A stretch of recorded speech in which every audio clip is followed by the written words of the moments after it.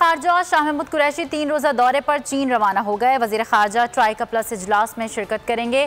روانگی سے قبل بیان میں شاہ محمود قریشی نے کہا کہ اجلاس میں افغانستان سمیت خطے میں امن اور پاکستان کا موقف پیش کروں گا۔ چینی اور روسی ہم منصب سمیت دیگر سے ملاقاتیں ہوں گی۔ ملاقاتوں میں دو طرفہ تعلقات، علاقائی اور عالمی امور پر تبادلہ خیال کروں گا۔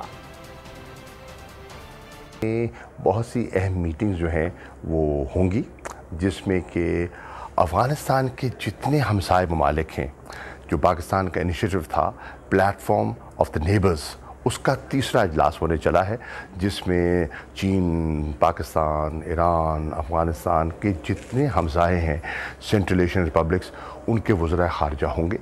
ہم افغانستان کی صورتحال کا جائزہ لیں گے، وہاں کے امن، استحکام، ان کی اکنامک ڈیولپمنٹ، کنیکٹیوٹی کے جو پروجیکٹس ہیں، ان سب پر تبادلہ خیال ہوگا، اور مجھے امید ہے کہ یہ سیر حاصل رہے گی۔